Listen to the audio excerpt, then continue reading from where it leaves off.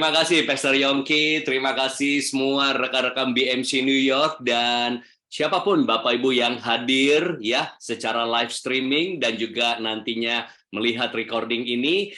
Dan saya ucapkan selamat pagi dari Indonesia dan selamat malam dari Amerika dimanapun Anda berada.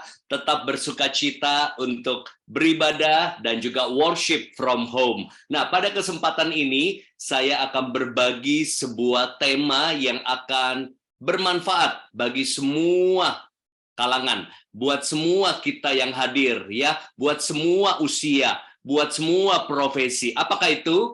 Yaitu wisdom. Ya, katakan sama-sama dengan suara keras walaupun saya tidak mendengar suara Anda. Katakan wisdom.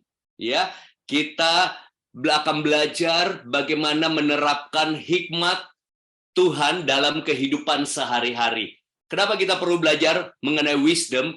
Karena ibu rumah tangga butuh wisdom, suami butuh wisdom, ya. Kita juga tahu anak-anak sekolah yang student butuh wisdom, pengusaha butuh wisdom, employee butuh wisdom, pendeta butuh wisdom, ya. Apapun profesi, apapun usia Anda, setiap saya dan saudara sebagai anak-anak Tuhan selalu butuh wisdom di dalam kehidupan ini. Saudara, kita tahu bahwa ada janji Tuhan. Kalau Anda pernah dengar bahwa kita akan menjadi kepala dan bukan ekor. Kita akan naik dan bukan turun. Tuhan selalu mau membawa kita from glory to glory. Amin, saudara ya.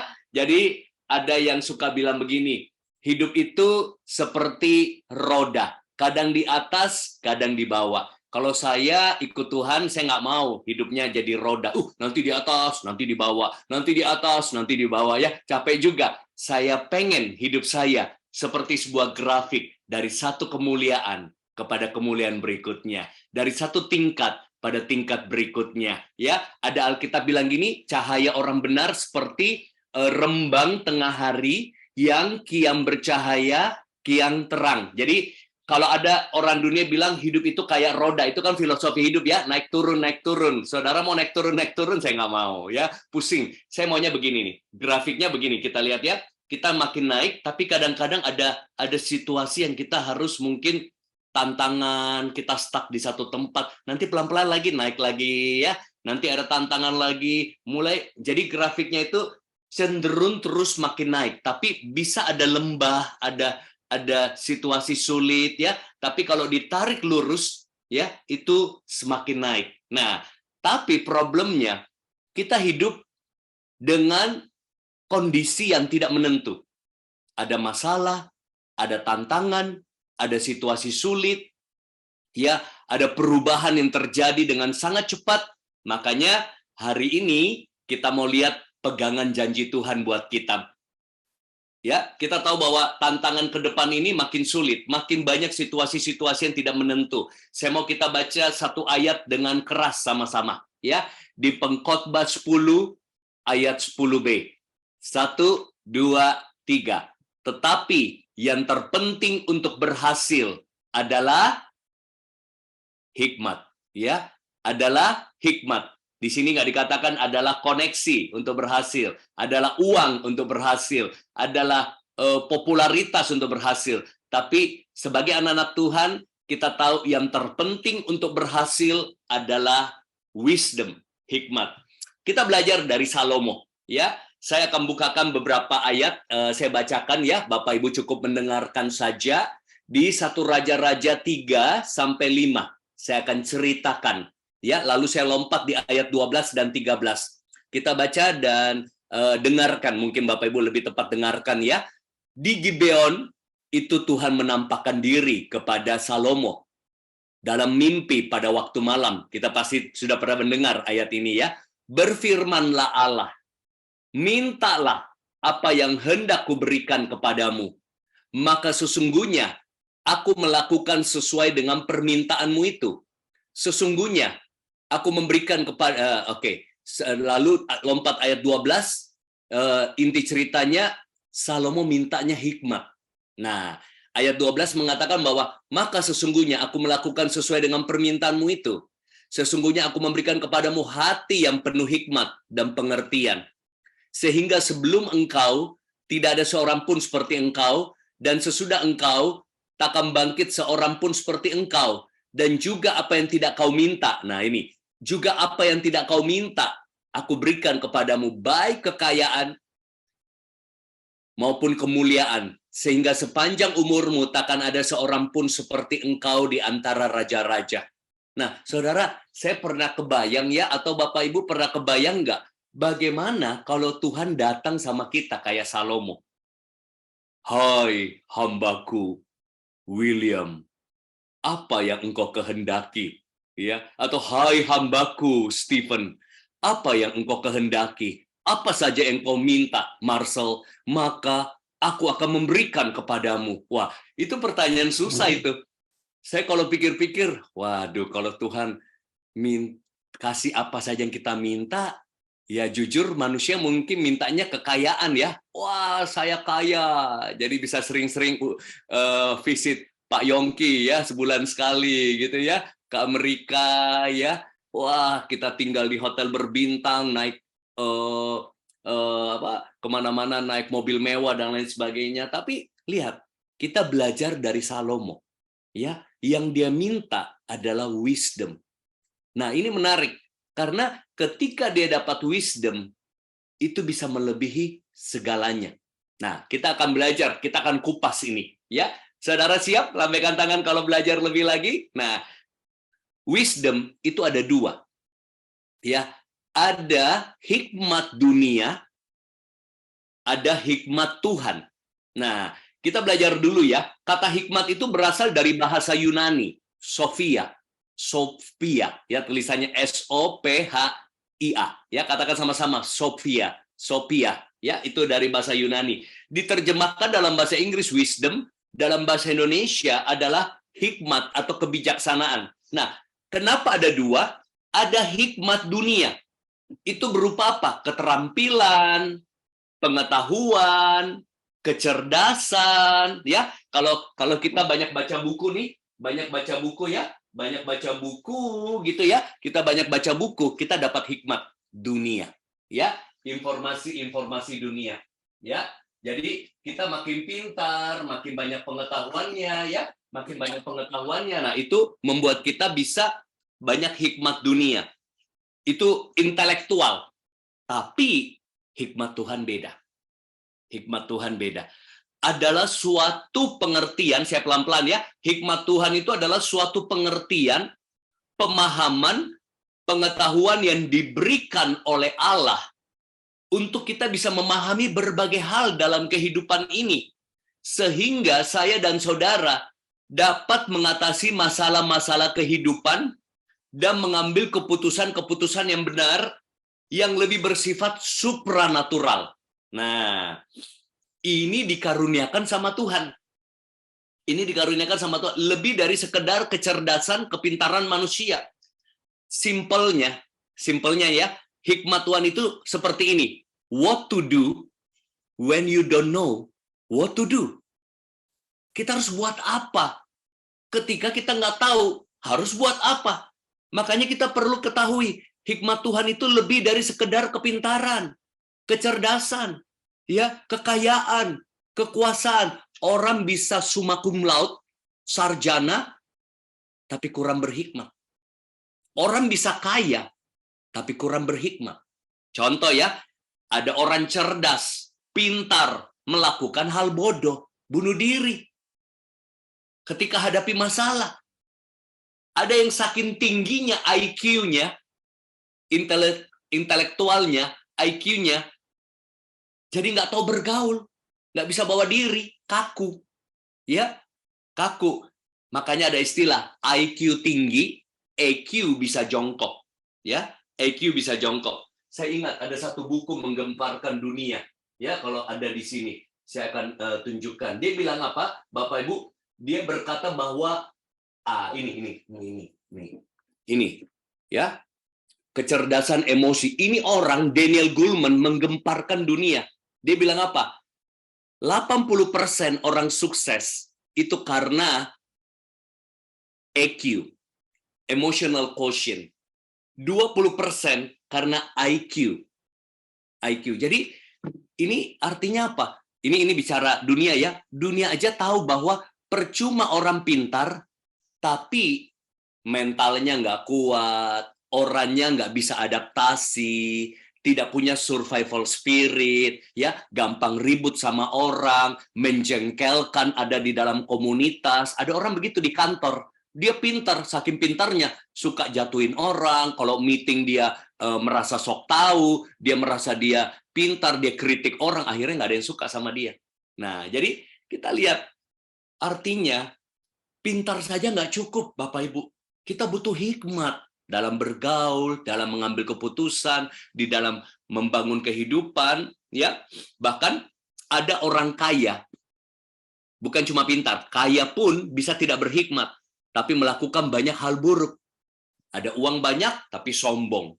Tidak hidup dengan bijaksana, foya-foya, hidup sembrono, bahkan memiliki area kehidupan yang lain yang berantakan. Mungkin rumah tangganya berantakan karena tidak punya wisdom menjalani rumah tangganya.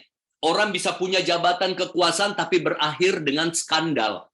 Nah, jadi makanya yang dibutuhkan bangsa Indonesia, bangsa Amerika, bangsa kita, bukan orang-orang yang cuma tambah pintar, tambah kaya, tambah terkenal, tambah hebat, tapi lebih banyak lagi orang-orang tambah bijaksana, tambah berhikmat, dan dimulai dari Bapak, Ibu, Saudara, dan saya. Amin. Ya, BMC New York, jemaat BMC New York, bukan cuma tambah kaya, tambah hebat, tambah sehat, tapi tambah berhikmat. Nah, makanya Amsal 3 ayat 13. Bapak Ibu boleh catat Amsal 3 ayat 13 sampai 17. Saudara. Amsal 3 ayat 13 sampai 17 satu waktu berkata seperti ini. Berbahagialah orang yang mendapatkan hikmat, orang yang memperoleh kepandaian. Amsal 3 ayat 13. Karena keuntungannya melebihi keuntungan perak dan hasilnya melebihi emas. Ia lebih berharga daripada permata apapun yang kau inginkan. Tidak dapat menyamainya. Umur panjang ada di tangan kanannya. Di tangan kirinya ada kekayaan dan kehormatan. Jalannya adalah jalan penuh bahagia. Segala jalannya sejahtera semata-mata. Wow, menarik ya. Kalau hidup kita, jalan hidup kita bahagia, sejahtera, ada kekayaan dan kehormatan. Karena apa? Kita memperoleh hikmat, Bapak Ibu. Nah, kita akan belajar di sini mengapa kita membutuhkan hikmat. Hikmat membantu saya dan saudara mengambil keputusan yang bijaksana dalam hidup. Saudara, hidup ini penuh dengan pilihan. Ya, demi pilihan. Dari saudara bangun pagi sampai tidur di malam hari, kita hidup dengan full of choices. Kita penuh dengan pilihan. Contoh, begitu bangun pagi tadi, ya, apa yang kita pilih? Ya, buka handphone dulu, atau pergi ke toilet dulu, atau langsung doa, nyembah Tuhan, ya, kita bisa memilih. Ya, kita mau makan pagi apa, breakfast apa. Kita bisa memilih mau pakai baju apa. Kita mau pergi kerja atau di rumah. Ya, bahkan di malam hari ini di Amerika, kita bisa memilih. Kita mau ikut worship from home, ya, dari YouTube atau langsung masuk lewat Zoom, atau kita bisa memilih untuk tidak ikut karena ada kegiatan yang lain. Ya, dari bangun pagi sampai tidur, dari seseorang lahir sampai meninggal, hidupnya penuh dengan pilihan. Dari muda sampai tua, kita penuh dengan pilihan. Ada banyak keputusan yang harus kita ambil. Memang sih, ada keputusan-keputusan yang tidak berdampak besar dalam hidup kita. Contoh, mau pakai baju apa, warnanya malam hari ini, ya tidak berdampak pada kekekalan. Ya, nah, tidak berdampak ya besar kalau kita mungkin mengikuti worship from home ini, kita mau pakai YouTube atau mungkin pakai Zoom, tidak terlalu berdampak besar dalam hidup kita ya. Tapi ada keputusan-keputusan yang akan berdampak besar bukan cuma kekekalan, tapi di masa depan dan masa kini. Kita akan kerja pekerjaan apa? Nah, ada orang-orang yang kita bantu struggling, pilih kerjaan A atau B. Tapi sebagian lagi berpikir, saya sebaiknya bertahan atau resign? Wah, itu pertanyaan. Saya sebaiknya stay di Jakarta atau ambil kerjaan di Surabaya. Atau, nah sekarang nih ya, sekarang di gereja kami ada beberapa orang malah mau pergi ke Amerika cari kerja. Ya, cari kerja juga. Sekarang lagi marak nih teman-teman kami. Padahal beberapa yang berkata, aduh di Amerika juga susah dapat kerja mereka. Ini keputusan-keputusan yang berbahaya. Bisa tambah baik, keadaannya bisa tambah buruk. Ya, kalau kita salah lokasi. Salah lokasi. Belum lagi kita mau mendidik anak pakai gaya apa? Mau gaya keras, gaya terlalu lembut, atau gaya tarik ulur, itu banyak stylenya. Bagaimana dengan menikah dengan siapa? Ya, mau sekolah di mana? Ambil jurusan apa? Kita mau beli barang. Ya, ada barang-barang yang kalau kita beli mungkin tidak berdampak besar, tapi ada barang-barang yang berdampak besar pada mata kita. Apa maksudnya? Barang-barang yang berdampak besar pada mata kita, mata pencaharian maksudnya. Ya, beli barang-barang branded terus tapi matanya berdampak, mata pencaharian, ya. Barang branded, wah, lifestyle diikuti, mata pencaharian yang berdampak, ya. Nah, ada uang, mau invest kemana? Mau invest kemana? Saya pun belajar dari kesalahan. Sebelum pandemi, hampir 80% aset saya itu gone. Kenapa? Kami dengan 8.000 korban, kami sempat deposito uang di satu lembaga terkenal di Indonesia. Awalnya bagus, returnnya. Tiba-tiba awal pandemi, perusahaan ini gagal bayar. Sampai hari ini masuk kasus pengadilan. Ya, saya pernah cerita mungkin di awal-awal pandemi. Tapi ya saya bersyukur tetap karena sumber keuangan saya bukan deposito, tapi Tuhan. Akhirnya di masa pandemi saya nggak sangka Tuhan malah berkati berlipat ganda di tengah-tengah online, Bapak Ibu. Nah, tapi itu juga keputusan salah dari saya. Saya belajar dengan teman-teman beberapa. Nah, saudara, bahkan butuh hikmat dalam berbicara, posting sesuatu. Ya, bahkan sekarang orang kalau mau rekrut karyawan, dipantau sosial medianya. Postingannya apa selama ini? Yang negatif-negatif atau positif? Itu mau dibaca kepribadiannya. Makanya saudara, inilah yang membuat kita menyadari kita butuh hikmat Tuhan untuk mengambil keputusan-keputusan dalam hidup. Kita butuh arahan, butuh guidance, butuh tuntunan, ya bimbingan Tuhan dalam hidup. Yang kedua, kenapa kita butuh hikmat? Karena hikmat membantu kita memecahkan masalah kehidupan. Oke, tentu saudara setuju, setiap kita punya masalah. Dan masalah itu bisa datang anytime, anywhere, ya, setuju ya, anytime, anywhere, dan ke anyone, ya. Jadi masalah itu nggak permisi kadang-kadang kalau mau datang ketok pintu dulu, besok aku kunjungi ya, nggak tiba-tiba anytime, anywhere, ke anyone, problem bisa datang. Bahkan kita perlu hikmat. Nah, ini perhatikan, kita perlu hikmat untuk belajar menemukan akar masalah. Ya, bagaimana memperoleh kunci untuk membuka jalan keluar dari masalah itu dan menggunakan kunci itu dengan tepat. Nah, saya kasih contoh begini. Saya kasih contoh. Misalnya AC kita nggak dingin. Ya, misalnya kita punya aircon nggak dingin. Oh, kita tahu freonnya itu kurang. Terus kita dikasih freon nih. Ya, dikasih freon. Freon ini akan percuma kalau kita tidak tahu cara installnya. Kita tidak tahu cara isinya.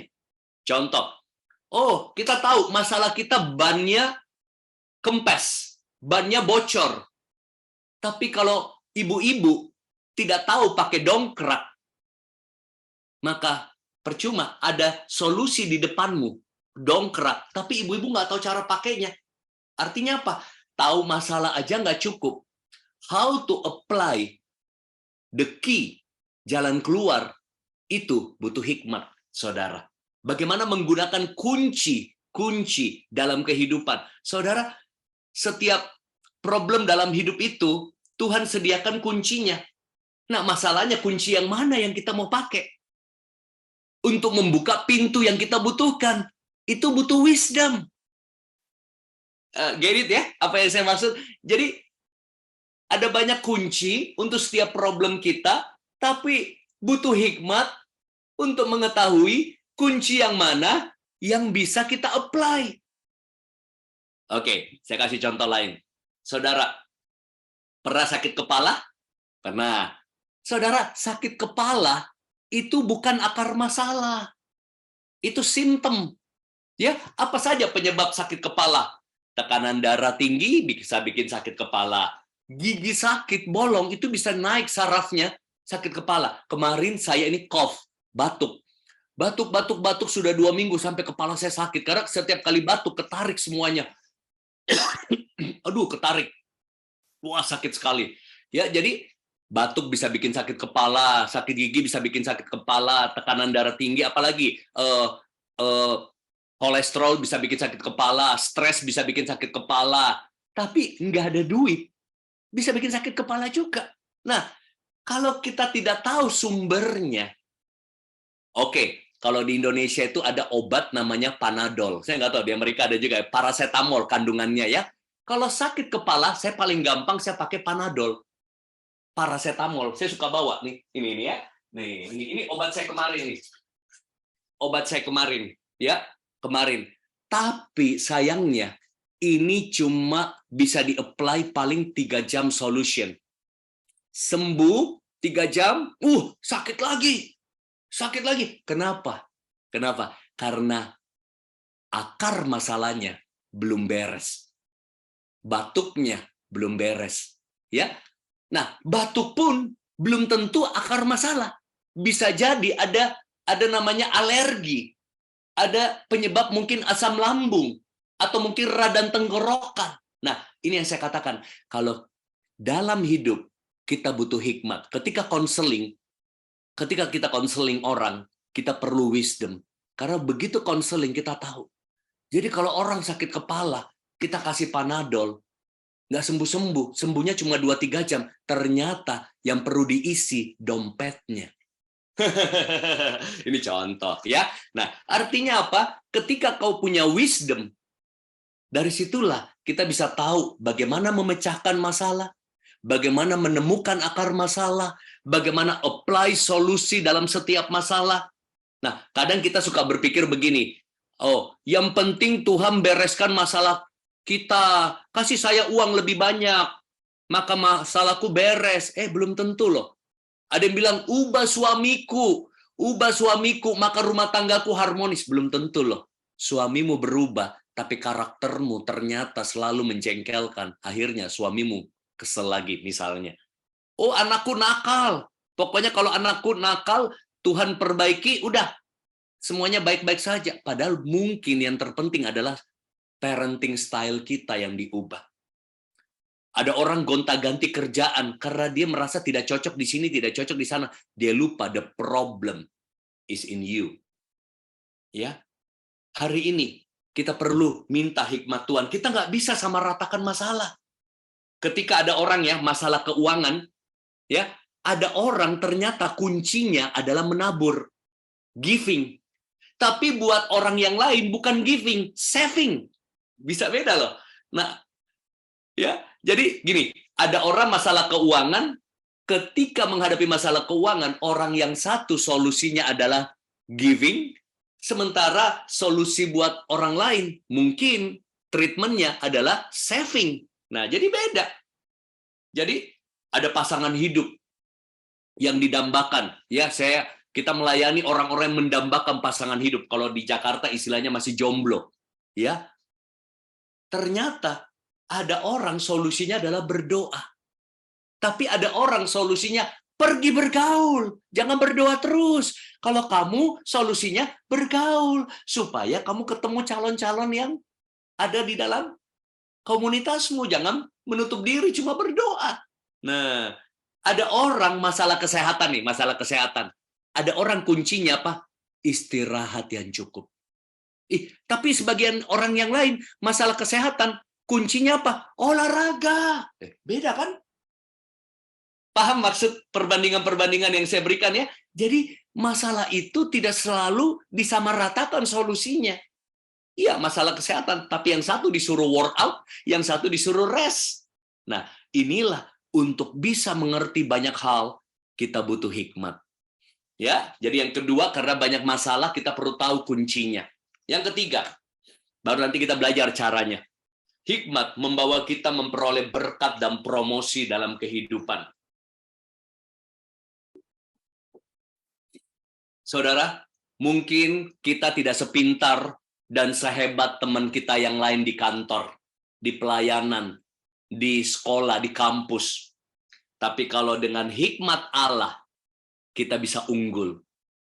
Dengan hikmat Allah, bisa ada perbedaan dalam hidup kita.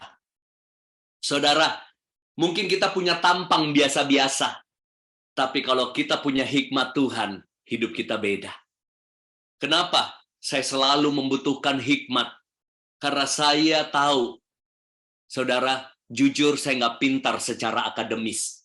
Ya, saya bukan orang pintar secara akademis. Ya, secara hitung-hitungan pun saja, kalau Bapak Ibu Saudara mungkin bisa tidak percaya sama saya ya, saya bilang begini, perkalian 9, 8, itu kalau misalnya 9 kali 7, 9 kali 8, saya nggak bisa jawab dengan cepat. Itu saya kalau hitung-hitungan itu agak lama, tapi kalau hitung uang masih cepat, syukurnya itu ya. Tapi kalau saya disuruh bagi-bagi akar kuadrat wah itu saya kurang bisa. Syukur, thank God ada kalkulator ya, tapi saya nggak terlalu pintar hal-hal begitu.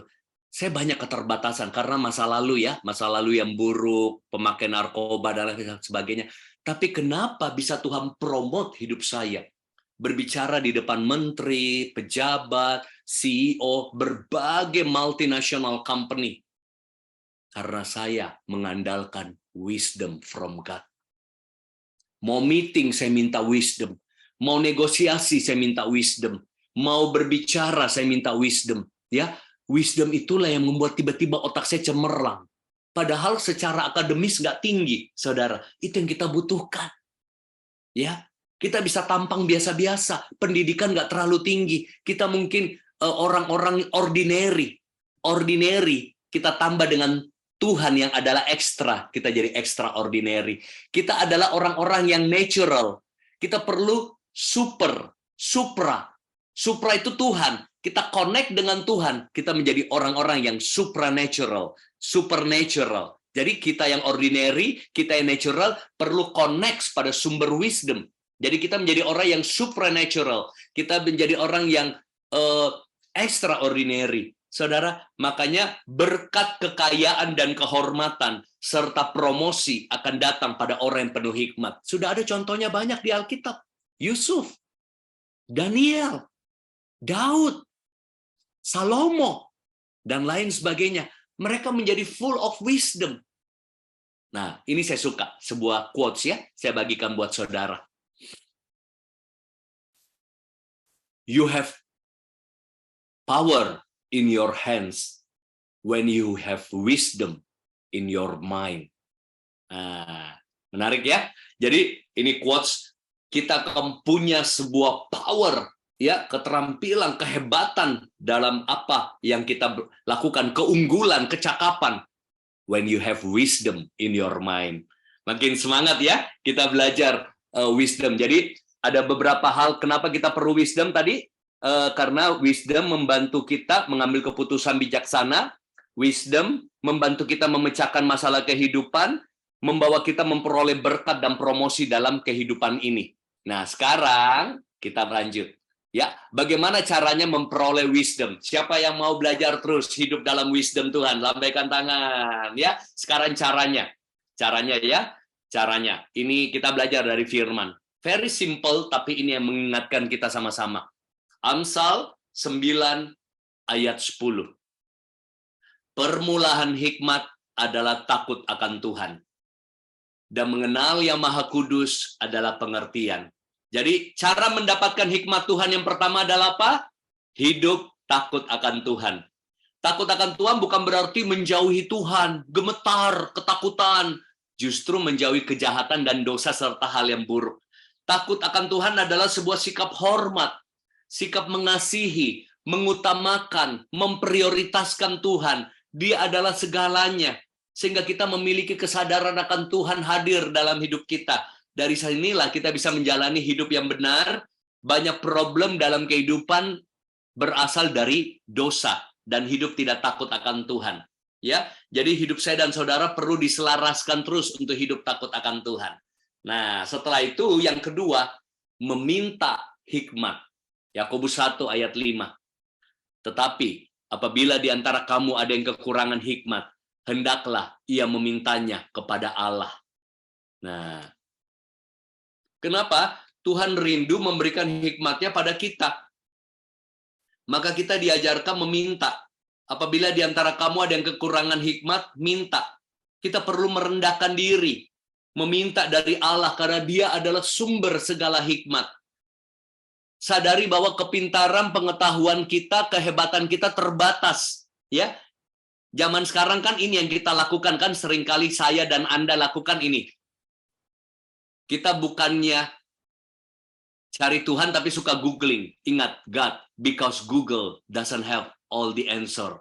Ya, apalagi zaman sekarang ChatGPT. Ya, siapa yang sudah pakai AI? ChatGPT ya. Wah, bikin khotbah orang bisa pakai ChatGPT loh. Wah, konsultasi hukum bisa pakai ChatGPT ya, AI. Jadi kadang-kadang ada apa-apa kan kita carinya Google ya. Kita carinya Google. Kita carinya googling. Tapi boleh, silakan kita googling. Saya juga Google. Saya juga pakai AI, ChatGPT. Tapi ingat, Google doesn't have all the answer. Belajar cari Tuhan. Ya, minta hikmat. Tuhan, aku sebaiknya keputusannya apa ya? Tuhan, aku ada masalah ini. Sebaiknya aku ngomong apa ya sama dia? Tuhan, aku ini mau ambil sekolah. Sekolahnya bagusnya subjek apa ya? Aku mau bisnis apa ya Tuhan? Aku mau jualan apa ya Tuhan? Minta hikmat. Makanya saya suka berdoa begini. Oh, Roh Kudus, I need your guidance. I need your wisdom.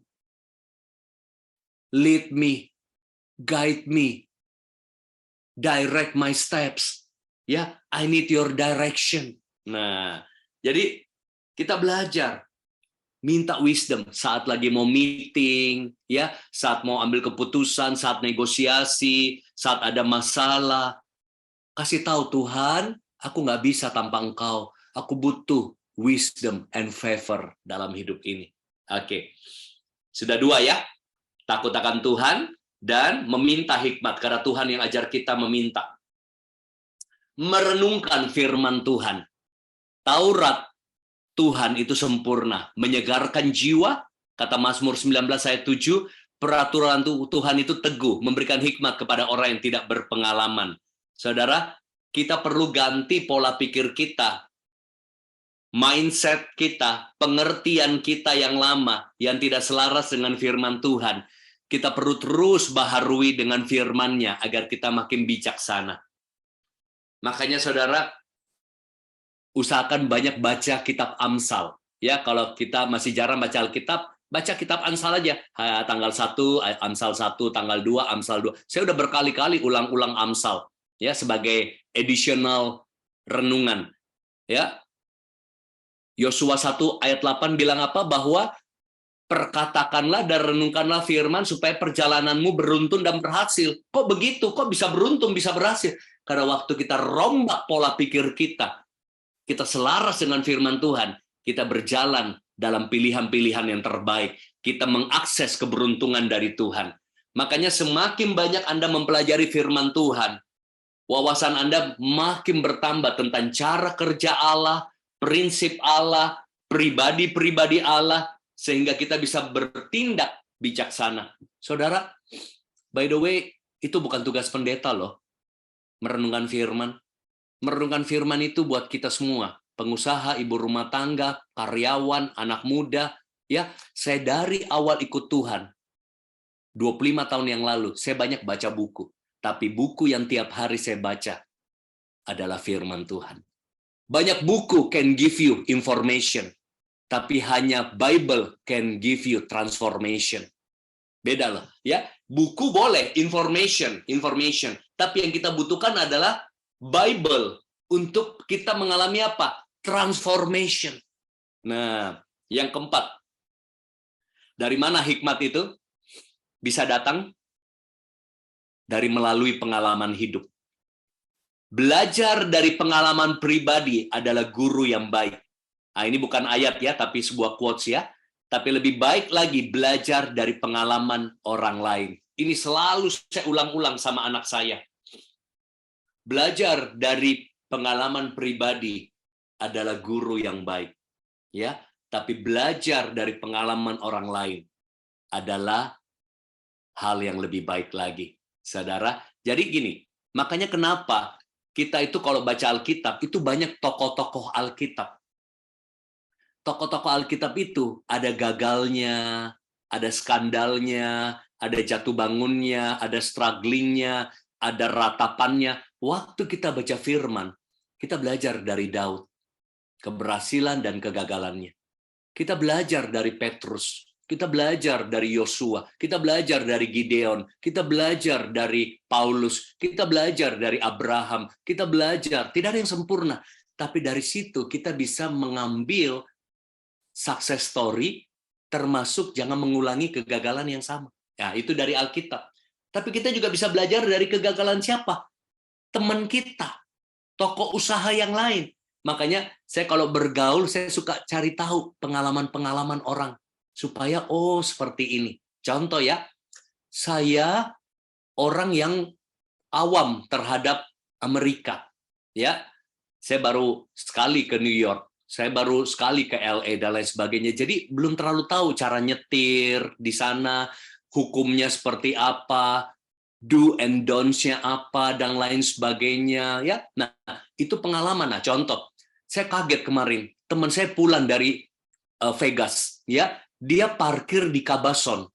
Mobil apa itu yang biasa di Amerika itu yang hitam yang gede ya, dia sewa satu keluarga dengan anaknya. Jadi dia mau ke Anaheim. Cuma dia mampir dulu ke Cabazon, itu semua full barang-barang koper dia. Wah, setelah belanja asik-asik begitu sore, yang ada mobil semua sudah dipecahin kacanya, semua koper kosong. Waduh, saya bilang ini ngeri ya. Saya bilang ngeri ya, Amerika ya. Saya bilang, wah, bukan cuma dicopet. Ya, kalau di Eropa dicopet, ini sampai koper-kopernya ambil, berarti logikanya mobilnya, ada mobil yang datang angkut dan dipecah-pecahin semuanya.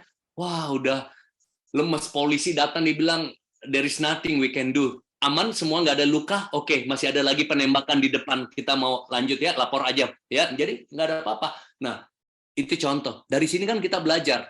Oh, berarti jangan taruh barang. Ya, ini mungkin teman-teman sudah tahu, ya. Teman-teman sudah tahu. Bahkan teman yang di SF bilang begini, koin pun bisa dipecahin, jadi jangan sembarang taruh barang di mobil gitu ya. Nah, itu kan misalnya kalau kita menjadi orang yang berhikmat, kita belajar dari pengalaman orang lain. Tapi jangan juga menjadikan kita ketakutan, ya. Jadi ketakutan gitu ya, jadi paranoid gitu. Tapi belajar, lebih bijaksana, oh, ini pernah terjadi begini. Oh, kita juga harus hati-hati dalam hal begini. Oh, ada hamba Tuhan yang jatuh karena ini. Oh, kita belajar dari kegagalannya. Oh, ada pengusaha itu ditipu karena begini. Kita belajar. Nah, itu namanya apa? Saya yakin teman saya sejak kejadian itu, dia akan lebih hati-hati. Sama dengan saya ke Eropa, ke Madrid. Ya, handphone saya lagi makan handphone saya taruh, yang lucunya, saya sudah hati-hati sekali karena katanya banyak copet di Eropa. Jadi saya briefing anak saya, hati-hati, banyak copet, ya, hati-hati di jalanan. Jadi kita makan, saya dengan anak dengan istri, saya taruh handphone, tiba-tiba ada datang orang bawa menu, ya, dia ajak saya ngomong, saya bingung bahasanya lain. Oh, saya kata, oh no, udah, dia pergi. Waktu dia pergi, handphone saya hilang, ternyata dia taruh di atas menunya. Nah, sejak itu, sisa perjalanan, saya jadi bijaksana sekali. Wah, super hati-hati, saya udah tahu caranya nih. Ya, nah, itu berarti saya belajar dong sesuatu. Ya, belajar sesuatu. Tapi kalau teman-teman yang belum ke Eropa belajar dari saya, itu lebih bijaksana. Saya belajar dari kesalahan saya. Tapi teman-teman bisa belajar dari kegagalan saya menjaga barang-barang saya. Nah, sama, saya juga bisa belajar dari seorang ibu rumah tangga. Saya bisa belajar mungkin dari Bu Veronica, saya bisa belajar dari Bu Fani, ya. Atau mungkin ada yang pintar bikin kue, diajarin kita, nih jangan begini nih, nanti gosong ini gini-gini. Nah, artinya apa? Dalam hidup, hikmat bisa datang sama orang-orang yang mau belajar dari pengalaman hidup diri sendiri dan orang lain dan tokoh-tokoh Alkitab. Oke, yang terakhir ya, yang terakhir. Hikmat bisa datang dengan mendengar nasihat, didikan, dan teguran. Amsal 19 ayat 20. Dengarkanlah nasihat dan terimalah didikan supaya engkau bijak. Ya, supaya engkau bijak, saudara. Nah, di masa depan ya, ini kurang kata masa depan. Nah, di masa depanmu. Makanya saya suka bilang begini, anak-anak muda, hormati orang tuamu. Walaupun kelihatannya bawel, banyak nasihat. Kenapa? Orang tua pernah muda. Orang muda belum pernah tua. Nah, jadi belajar respect. Karena kadang-kadang kalau dengar orang tua ya, aduh banyak nasihat ya, bawel. Kita mah muda tahu. Tapi biar gimana, yang kita nggak bisa skip adalah the process of life. Pengalaman hidup mereka itu yang berharga. Terima. Nah, ketika saya juga menjadi orang tua, ternyata saya mendapati diri saya juga mulai bawel. Oh ini jangan begini nak, begitu nak, gini-gini nak, gini-gini. Iya, I know that, gitu. Itu karena, ternyata kita jadi bawel juga ya. Tapi disitulah nasihat demi nasihat. Jadilah orang yang mencintai nasihat. Nasihat siapa? Nasihat gembala, pastor, coach, pendeta, nasihat teman, didikan dari dosen, guru, atasan, ya, si istri, suami, belajar. Karena kalau kita mau jadi lebih bijak dan penuh hikmat, kita perlu mau terima didikan dan teguran. Selalu ada otoritas, authority yang Tuhan taruh dalam hidup kita. Jangan jadi orang gampang tersinggung, gampang kesel, sensitif, gampang baperan, galau kalau ditegur. Justru minta masukan, minta feedback, minta didikan. Saya bisa ada sampai hari ini karena saya belajar selalu minta masukan, minta nasihat, minta advice. Saya orang yang paling suka minta advice. Contoh, saya mau beli komputer, saya minta advice sama teman-teman yang tahu komputer. Ya, saya mau pergi jalan-jalan, misalnya kemarin kemana tuh, ke Kanada. Saya minta advice sama teman-teman yang sudah pernah ke Kanada. Saya mau beli rumah, saya minta advice sama teman-teman yang ngerti properti. Even saya mau beli barang, kadang-kadang saya coba minta advice sama orang-orang yang ngerti barang ini. Kenapa? Karena saya mau lebih bijaksana. Terima masukan, terima didikan, terima advice, terima banyak pemahaman. Alkitab katakan apa?